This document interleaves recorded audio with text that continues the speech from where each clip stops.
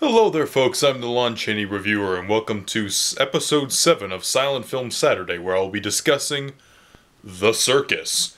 And this episode will be concluding Charlie Chaplin Week, which was previously preceded by Modern Times, my third favorite film of all time, and the first episode of Silent Links, with Monsieur Verdoux. Let's take a look at this package. Okay, so let us examine the contents of this release. This is the front cover of this MK2 release. This is from Warner Brothers from several years ago. It's a decent edition, but currently there are no other Region 1 DVD editions of this film, I guess in the past 10 years, if I'm not mistaken. Yeah, there's, Criterion obviously acquired the rights to a lot of these Chaplin films, and I hope The Circus gets a Blu-ray release soon, because it really deserves it, in my honest opinion. And I like the cover that they chose. I remember I got this for like $8 on Amazon once. Now it's up for like 20, well, like, as a regular. If you get it directly through Amazon, it's up for like 20 something now. Last time I checked, and I just got this for a steal. And considering that this was it's still a really solid movie, in my opinion, I think that's really a good deal.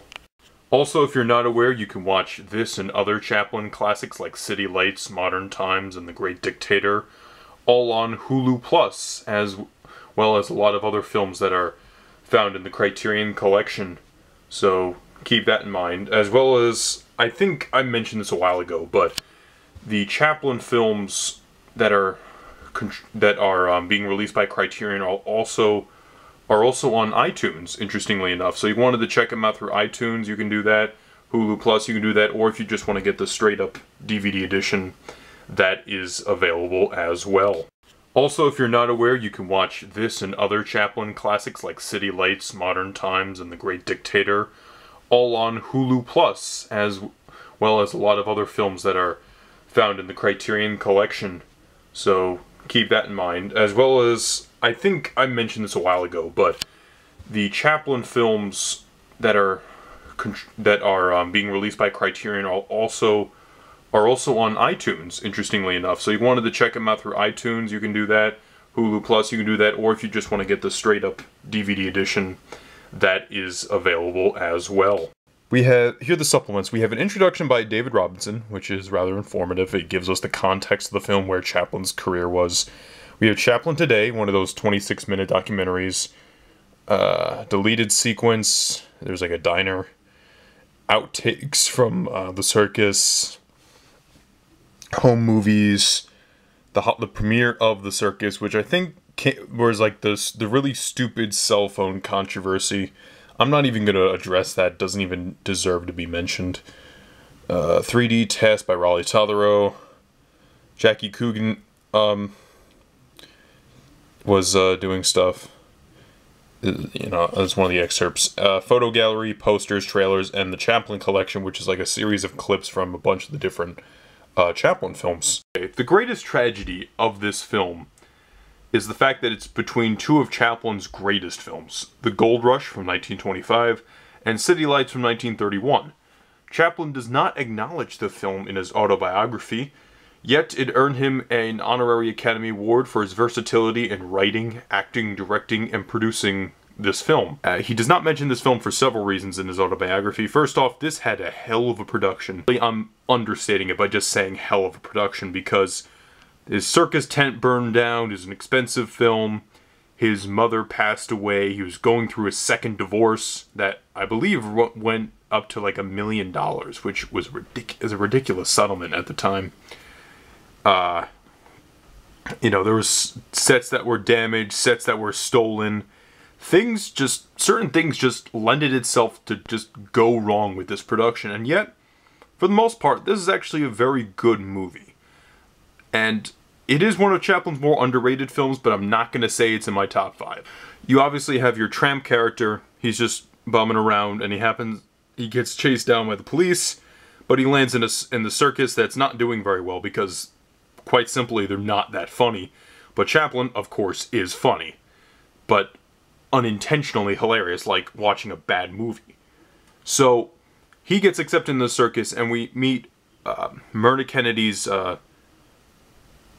bareback rider character, and you know, she and Chaplin develop sort of a friendship. Chaplin falls for her, obviously. Her father is the evil ringleader, played by Alan Garcia.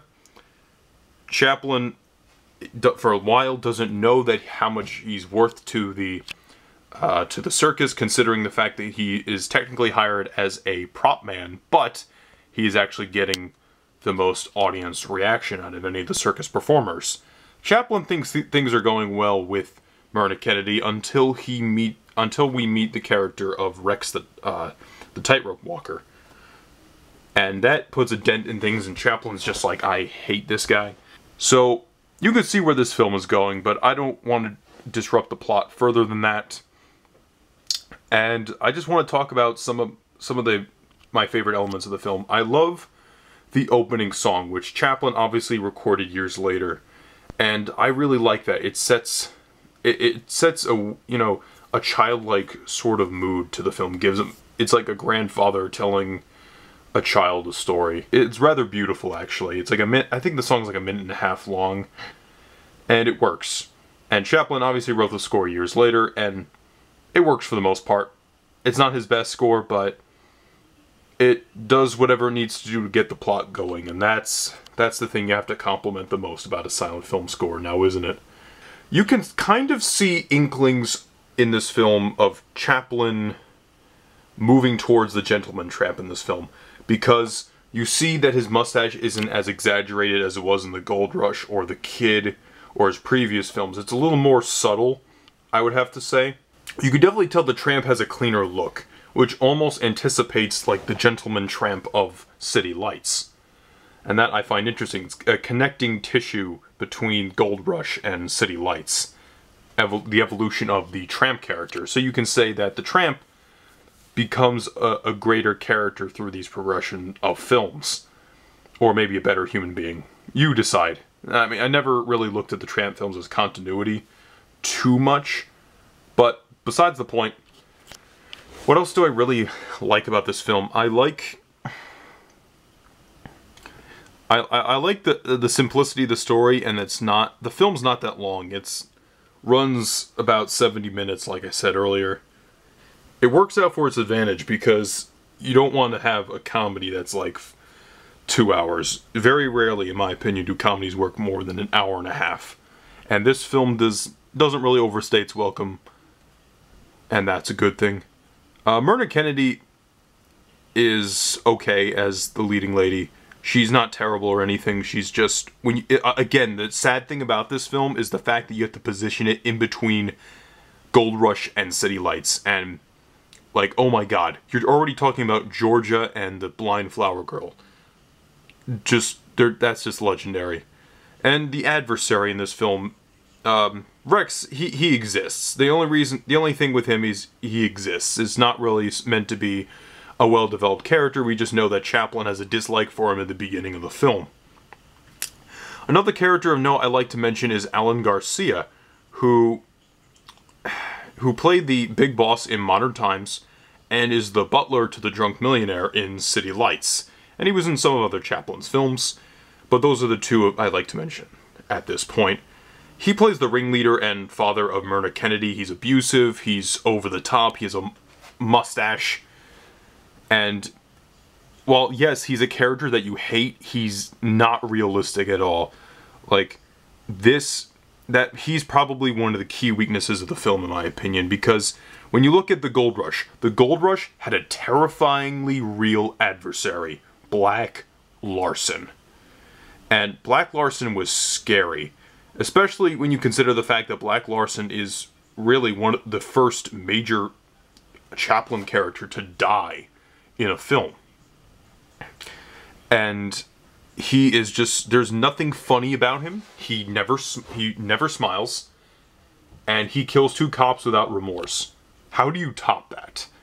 But nonetheless, even if they didn't top it, they could have done with a better villain in this film, in my opinion. Some gags of importance I like to mention. I like to mention the Funhouse Gag. It could be my favorite gag in the film, where Chaplin's running around and the Funhouse, and it leads into the circus. But regardless, it's a funny sequence with like it's a well shot sequence in the mirrors, the room of mirrors, and he has to pretend to be an automaton. I also like to mention in the Funhouse sequence, the other pickpocketer in the sequence is Steve Murphy, who is famous for playing the phony salesman in the Buster Keaton short Cops, which I thought was rather interesting, a Chaplin-Keaton crossover. So, another gag I really liked is the lion gag, which it's just a really great suspense gag because it escalates one level to another. It just builds, and that's what's so great about that sequence. Of course, there's a sequence where Chaplin is inevitably on the tightrope, as you can see on this DVD cover, which I'm not spoiling. It's a major scene in the film, and it's on the cover of the DVD as I'm pointing out to you guys. So, yeah, I'm not spoiling anything.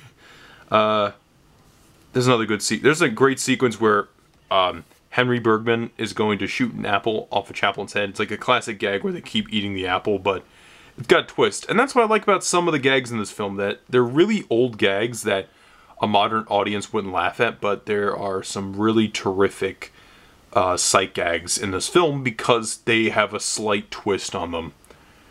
I don't want to spoil that because it's too awesome. But perhaps the best part of this movie for me is the ending. The ending, I would argue, is maybe almost as powerful as City Lights, or something to that level.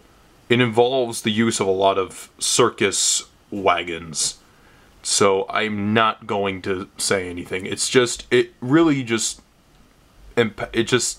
great scene featuring the Tramp. And I just find that is who the Tramp really is. If you've seen the film, you know exactly what scene I'm talking about. If not, I suggest you watch this film. Now, how would I rank this film? Well, it's not as good as the 5 films that I have seen, or the 5 films I would rank as the best. But if I had to give a list of honorable mention Chaplin films, this would probably be near or at the top. Because the gags in this film are very funny. The film itself is rather charming. It's a bit dull in some areas because of the certain actors like Alan Garcia.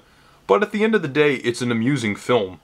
And it's a really good one. And it was one of Chaplin's biggest moneymakers, actually. It didn't make as much as The Gold Rush, but it made a lot of money. So that's a sign that, you know what, people were eager to see a Chaplin film. Next week, I'm going to talk about The Blackbird, the Lon Chaney film. I hope you guys are having a great day, and I'll see you next week on Silent Film Saturday. And this is the conclusion of Chaplin Week. So long.